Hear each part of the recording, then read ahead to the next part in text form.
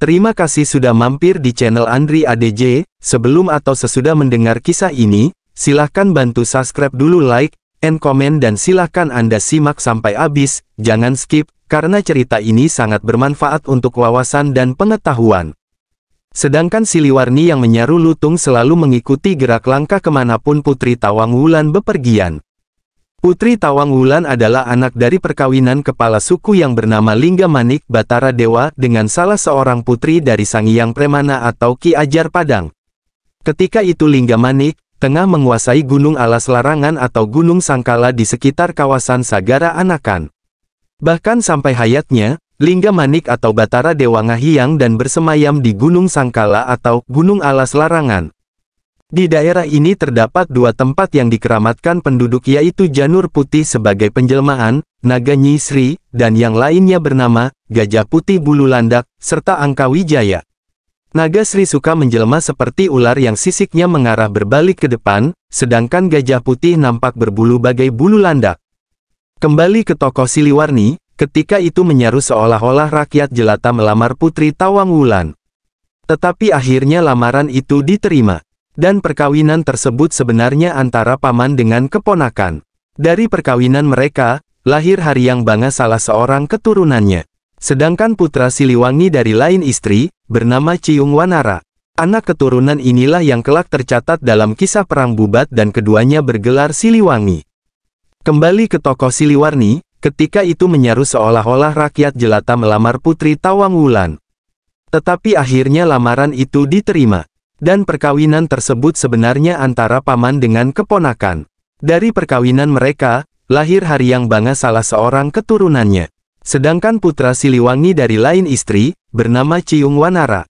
Anak keturunan inilah yang kelak tercatat dalam kisah Perang Bubat dan keduanya bergelar Siliwangi. Daerah pengembaraan lainnya. Urutan tempat-tempat dimaksud bukan berarti secara berurutan jalur pengembaraan Siliwangi, tetapi daerah itulah yang banyak dan sering dijadikan hunian yang paling disukainya. Selain itu pula, daerah yang tidak tersirat di sini bukan berarti tidak disenangi, tetapi malah menjadi basis bagi keturunan Prabu Siliwangi bermasyarakat pada zaman selanjutnya. Oleh karena itu, langkah dan petualangan Siliwangi tidak terikat di satu lokasi saja, tetapi beliau bergerak lincah dan cepat ke setiap penjuru, bagai angin bertiup, dan sesuai dengan julukan lain nama beliau, yaitu Sang Hyang Kilat Buana. Itulah beberapa tempat Pulau Sunda bagian barat yang telah dihuni oleh keluarga Siliwangi maupun keturunannya. Di samping itu, perjalanan beliau juga tercatat ke arah timur Nusantara seperti ke Gunung Lawu, Gunung Kelut, Gunung Tengger, Gunung Sundoro sekitar Dieng, dan ke Gunung Wukir Kecamatan Salaman Magelang dan lain-lain. Malahan ketika di Ponorogo, melahirkan keturunan yang kelima. Dalam cerita pewayangan wilayah Gunung Dieng dijuluki Negara Madukara. Sewaktu menghuni Sundoro, kebudayaan membuat patung maupun candi sangat digandrungi, sehingga sejak itu sekitar Gunung Dieng banyak berdiri candi untuk pemujaannya. Di samping itu, di sana juga terdapat Telaga Warna. Sebagaimana dimaklumi bahwa Siliwangi juga menyukai Telaga Warna di Puncak Bogor, Telaga Warna di Gunung Jampang Tengah, dan Telaga Warna atau Danau Kelimutu. Masih di sekitar Dieng, terdapat Gua Sumur, Gua Semar, dan Gua Dewi Kuan Yin. Padahal gua atau relung tanah tersebut merupakan tempat Siliwangi bertapa. Sewaktu Siliwangi di wilayah Gunung Wukir, memiliki generasi keturunan yang ketujuh, yaitu Syailendra. Artifak yang ada di Gunung Wukir ini ditandai dengan candi dan arca banteng lilin, sama seperti yang terdapat di Kebun Raya Bogor. Petilasan lain Siliwangi di Gunung Lawu, dahulu terdapat sebuah gua yang menghadap arah matahari, itu pun menjadi tempat pertapaan Siliwangi. Kesamaan lainnya yaitu tempat yang paling disukai Siliwangi menikmati sumber air Jalatunda seperti yang terdapat di Kebun Raya Bogor, di Cirebon, dan Tretes Malang. Perjalanan Siliwangi tidak sekedar di Pulau Sunda bagian barat saja, tetapi merambah ke beberapa pulau lainnya seperti di Padang dengan nama Aditya Warman, ke Pulau Nias meninggalkan petilasan Batu Loncat. Di Aceh menetap di daerah Tapak Tuan. Kemudian juga beliau menyeberang ke Kalimantan dengan nama Mula Warman. Masih sekitar Kalimantan juga, beliau menghuni pulau kecil dekat Banjarmasin yang sekarang bernama Kota Baru. Bahkan sebelum menghuni Kota Baru, pernah tinggal di Danau Toba dan menurunkan keturunan yang kelak bermarga Sisingamangaraja. Sisingamangaraja ketika diangkat menjadi pembantu pengawal Siliwangi memiliki tanda merah di pipinya. Ketika murka di Sukawayana, Siliwangi meneruskan pengembaraannya ke Lampung dan Palembang. Di sana meninggalkan petilasan berupa patung Dewi Sri, namun penduduk di sana menyebutnya patung lidah pahit. Padahal arti dari lidah pahit yaitu, Sacidu metu saukap nyata, ucapannya yang dikelurkan benar dan nyata. Sungguh tidak diduga pengembaraan Siliwangi begitu jauh, namun begitulah Siliwangi tidak berhenti sampai di kota baru saja. Beliau yang memiliki nama lain yaitu, Sangiang Tapak, juga pernah menghuni Gua Leang di Sulawesi sebelum berada di Danau Merah Irian Jaya.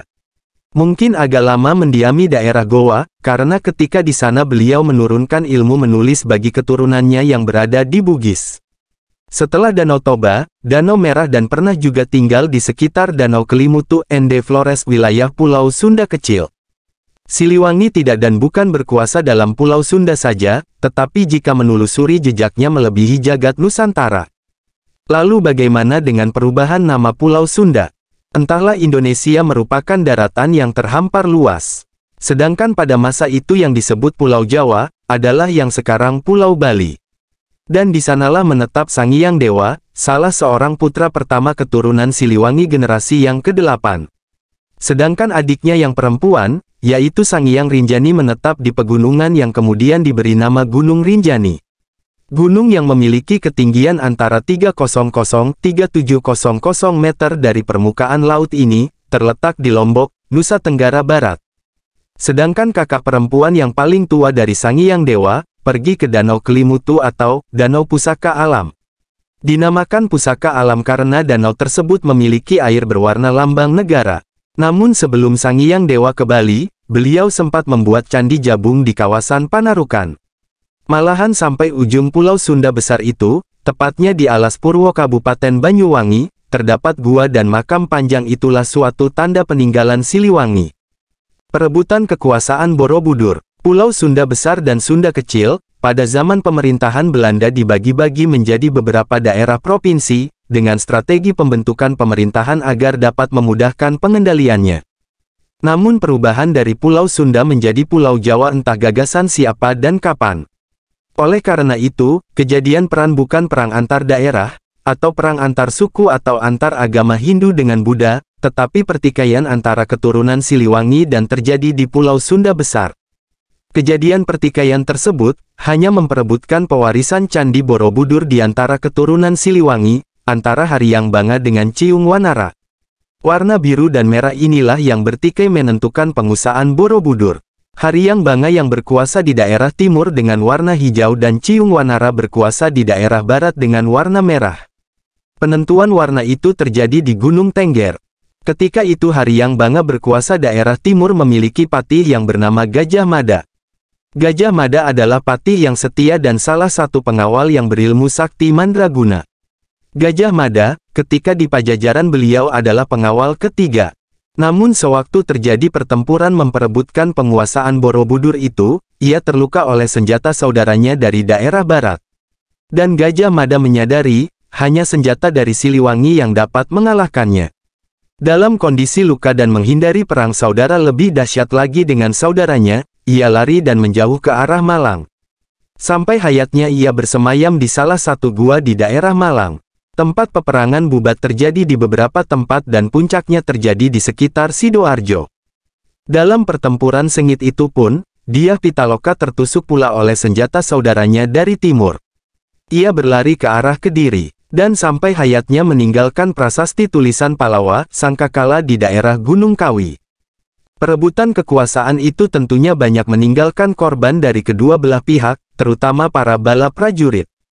Setelah kejadian ini hubungan antara kedua pihak keluarga menjadi tidak harmonis lagi, bahkan pihak dari keluarga Siliwangi dari timur mulai meninggalkan agama Hindu sebagai agama dari keturunannya. Sejak saat itulah mereka mulai menghimpun diri menjadi kekuatan kelompok masyarakat, dan pada akhirnya kelompok kekuatan itu kelak menjadi wilayah kerajaan-kerajaan diantaranya seperti Singosari, Majapahit. Khususnya mengenai Gajah Mada maupun Hayam Wuruk, sebagaimana telah disinggung di atas, beliau merupakan keturunan Pajajaran dan diisyaratkan dengan tanda pada batu yang menggambarkan tapak kaki gajah dan telapak kaki ayam yang terdapat di tepi Sungai Ciampea di Bogor telah hilang. Sayang artifak jejak kaki ayam telah lenyap sehingga sulit menjadi pembuktiannya. Gajah Mada sendiri ketika di Pajajaran menjadi pengawal Patih yang ketiga dan beliau meninggalkan berupa tanda batu di Batu Gede, Bojonggede di Bogor. Siliwangi zaman Islam. Siliwangi sendiri dikatakan slem tunggal karena sejak lahir telah kulup sehingga nampak seperti telah disunat. Pada zaman Islam beliau telah melakukan sunatan terhadap keluarganya. Hanya sayang praktek hitanan yang dilakukan oleh Siliwangi dengan menggunakan kuku dan batok. Lubang yang nampak di bagian ujung batok kelapa dijadikan lubang penis, kemudian penis yang menjulur ia potong dengan kuku. Namun pertama hitanan yang dilakukan Siliwangi telah merenggut nyawa keluarganya, karena salah memotong. Salah satu korban salah potong hitanan tersebut, dimakamkan di sebelah selatan Batu Tulis sekarang. Generasi Siliwangi ke-14 yaitu yang bergelar Haji Kiai Prabu Kian Santang, setelah gagal melakukan hitanan di Lemah Duhur, Batu Tulis Bogor akhirnya kembali lagi menemui gurunya di Tanah Arab. Sekembalinya dari Jazirah Arab, beliau hijrah ke Gunung Mandalawangi Garut. Di Godok Suci itulah dimulai pengislaman melalui hitanan lagi. Haji Kiai Prabu Kian Santang atau dikenal pula bernama Sangyang Sunan Rohman yang kemudian akrab dengan nama Sunan Rohmat, dan sampai akhir hayatnya bersemayam di Gunung Mandalawangi. Suatu saat suka mengunjungi Gunung Batu Cupu, Sunda dan di Gunung Bentang Sukabumi pula, bernama Eyang Sunan Agung Cakrawala atau Kiai Santang Ratu Sunda. Tetapi, beliau lebih banyak menempati Lemah Duhur, Batu Tulis Bogor dengan panggilan Eyang Mbah Buyut Haji Wali Jaya Sakti Mangkurat Jagat Nulinggi di Lemah Duhur Wali Tunggal Pakuwon Pajajaran. Dan selalu didampingi oleh saudaranya Sangyang Lodaya Sakti. Gunung Bentang, Sukabumi. Oleh karena itu, tidak mustahil banyak di antara keturunannya menjadi tokoh Islam dan menggunakan nama-nama Islam seperti nama Mama Kanjeng Sunan bagi anak laki-laki dan atau nama Siti bagi yang perempuan. Bahkan beliau sendiri di samping menggunakan nama terkesan Hindu atau Buddha seperti Sangyang, Batara atau Prabu juga menggunakan nama lain seperti Haji Sakti Kodratullah, Haji Putih. Bahkan ada nama lain beliau yang bernuansa Sunda kental yaitu Haji Agung Komara Putih. Ketika di keturunan Siliwangi mengadakan pertemuan di Gunung Tengger, Bromo, meliputi wilayah Probolinggo, Malang, Pasuruan dan Lumajang, pembahasannya menyinggung aliran ageman cara beribadah. Keturunan yang masih menganut Sunda Hindu tetap beribadah dengan caranya, sedangkan agama baru yaitu Islam beribadah pula dengan aturannya. Namun tetap dari sekian banyak keturunan masih ada yang berselisih yaitu antara Ki Gede Palimanan dengan Prabu Atas Angin. Ki Gede Palimanan adalah salah seorang keturunan Sancang Lodaya Sakti. Sancang Lodaya Sakti adalah salah satu keturunan Siliwangi dari istrinya yang berada di Gunung Ceremai Kuningan. Sejatinya suka menjelma bagaikan seekor harimau.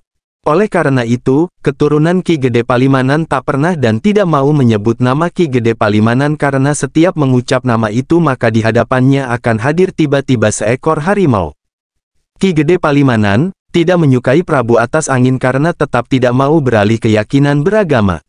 Beberapa kali Prabu Atas Angin ia bunuh, namun setiap anggota badan Prabu Atas Angin menyentuh tanah maka ia hidup kembali dan badannya utuh lagi.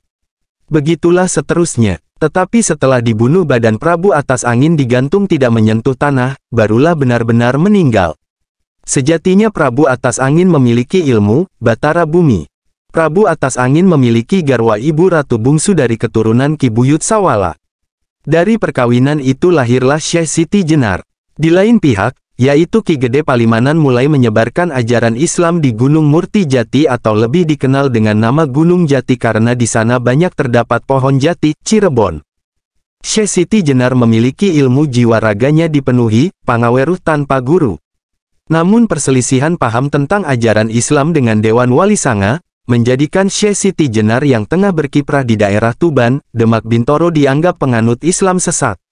Untuk menghindari perseteruannya dengan para Wali Sanga, akhirnya Syekh Siti Jenar lebih banyak berkholwat di Cirebon Girang. Syekh Siti Jenar diyakini akhirnya melepas sukmanya, di daerah Gunung Awisan Kanoman atau Plangon Cirebon. Syekh Siti Jenar atau nama lain yaitu Syekh Lemah Abang, ajarannya lebih menitik beratkan terhadap tasawuf dan mengandung nilai metafisika, dipandang Dewan Wali Sanga menyimpang dari ajaran Islam. Pada akhirnya keturunan Pajajaran ini murka. Ketika penulis ke Plangon, ternyata di sana dinamai Syekh Syarif Abdurrahim atau Pangeran Kejaksan. Namun Syekh Siti Jenar sebelum tilar dunia, mempunyai keturunan yang bernama Slingsing yang juga penyebar agama Islam di daerah Kudus. Syekh Syarif Abdurrahim atau Pangeran Kejaksan mempunyai saudara kandung yaitu Syekh Pangjunan. Dari saudara-saudara Pangeran Kejaksan inilah menurunkan ulama yang menyebarkan agama Islam ke berbagai pelosok daerah melalui salah seorang keturunannya, yaitu Syekh Syarif Hidayatullah. Salah satu wilayah yang diislamkan termasuk Banten. Di Banten mempunyai garwa ibu Ratu Kawung Anten dan melahirkan Syekh Sabakinkin dan Ratu Winaon.